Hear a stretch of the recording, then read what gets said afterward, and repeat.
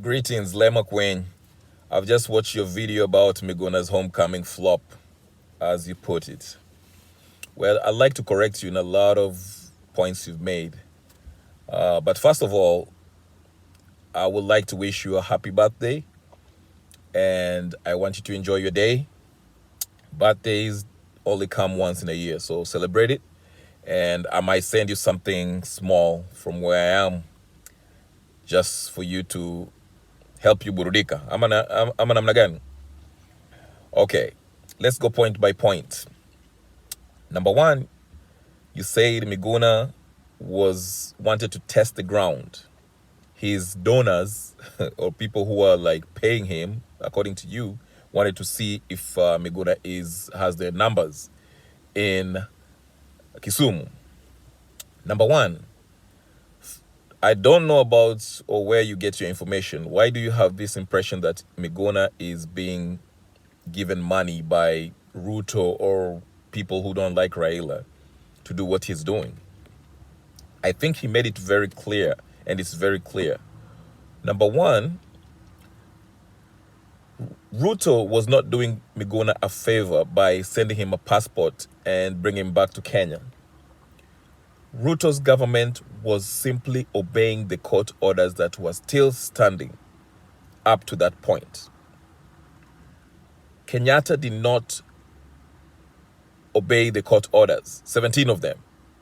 But as soon as Ruto came to power, he did so, as he promised. He wasn't doing Miguna a favor. He was following court orders, okay? So him coming back to Kenya was his right, okay? That's number one.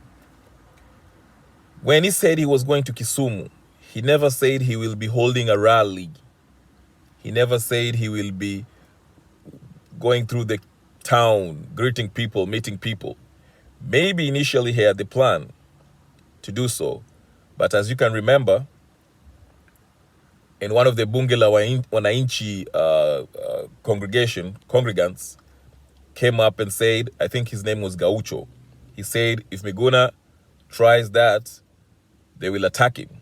Things will meet him, okay? And Miguna, the next day, said on Twitter that he will not. Sorry, he's actually said that, hey, ODM goons, understand that my coming to Kisumu is not an act of war, but he's going back home. He is one of the son of the Nyanza province. So I don't know where you're getting this. Miguna was going to hold a rally.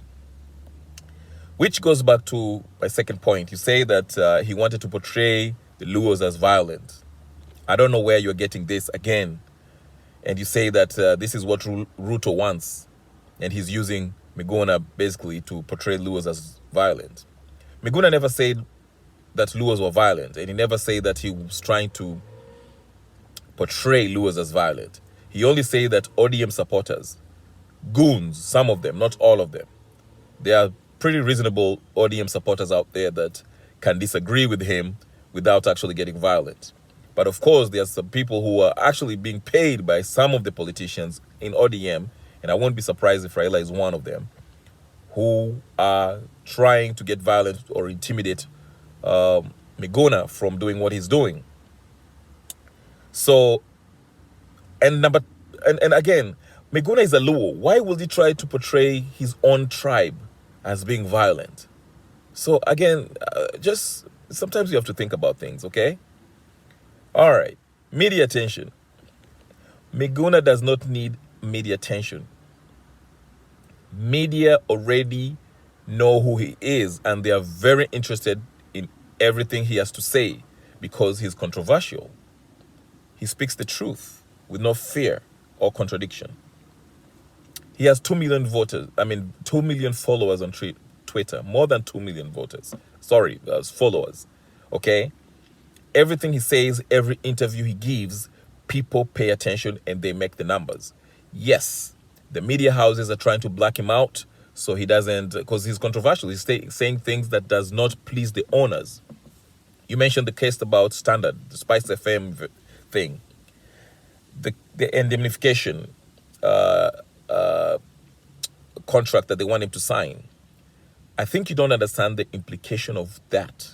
If he had signed that indemnification contract, that means that the Spice FM Standard Media Group, which is owned by Gideon Moi, okay, they would have right to that footage and use it whichever way they want, okay?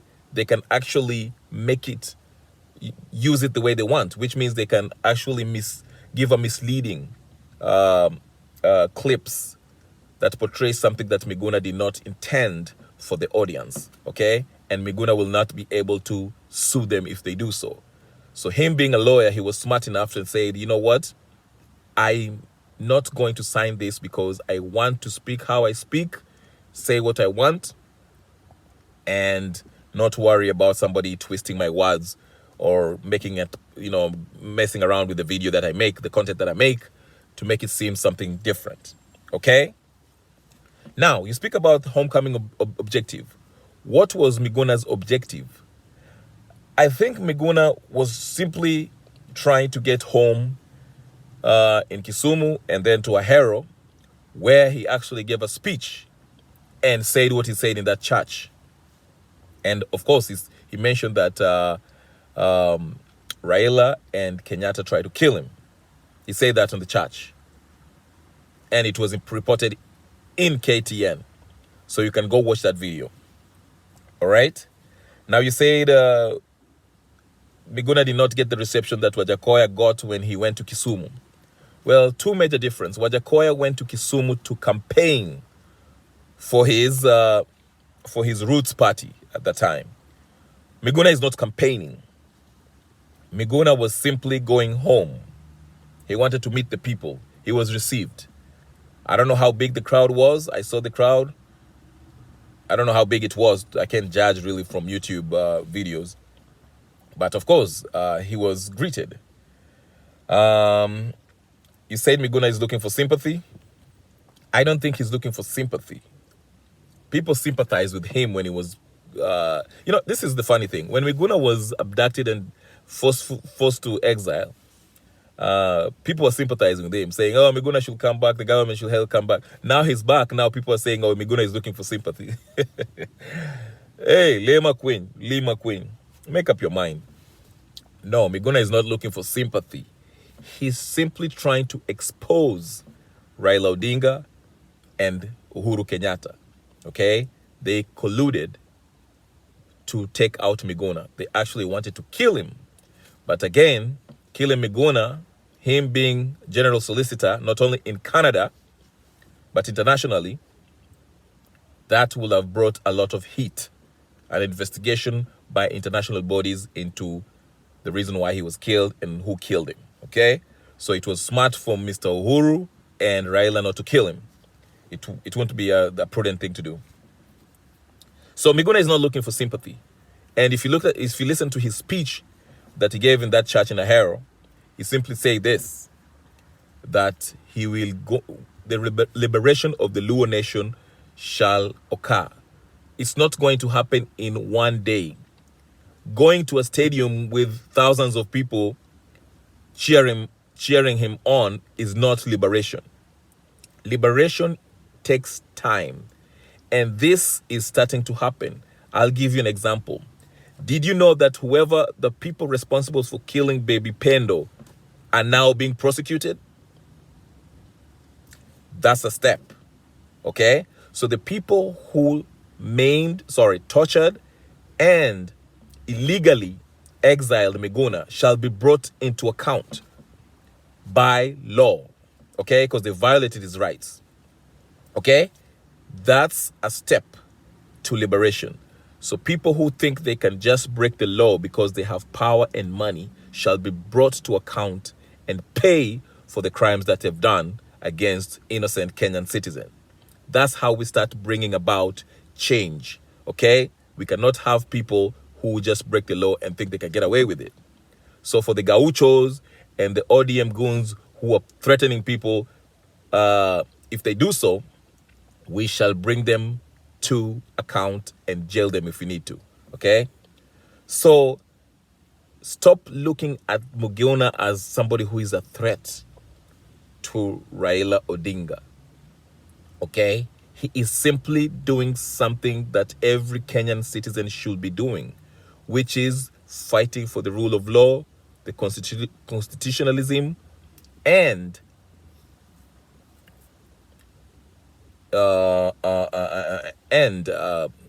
fighting for justice for every Kenyan.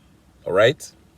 So that's my take on that. I think you're very wrong, and you're just looking at it as you are basing your analysis as a staunch Raila supporter. You're not looking at it as an actual Kenyan patriotic citizen.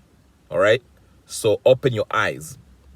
The Obados and Kideros do not matter in this case. Okay? It is not about who is the next Luo kingpin. It's about liberating not only Luo Nyanza, but the rest of the country. Most of Miguna's supporters are spread out throughout the world, are Kenyans around the world, Kenyans in Kenya, Kenyans in the diaspora. So it is not just Luo Nyanza. But yes, Miguna has a very, very strong following, not only in Luo Nyanza, but Kenya, countrywide in Kenya. Okay? And as the days go by, you will see he will expose Raila through the social media, the main media, and any other avenue. So I'll keep this video short. It's already 11 minutes, almost 12 minutes. But again, I want to wish you a happy birthday. And let me know. Give me your contacts. I will send you something for your birthday. All right?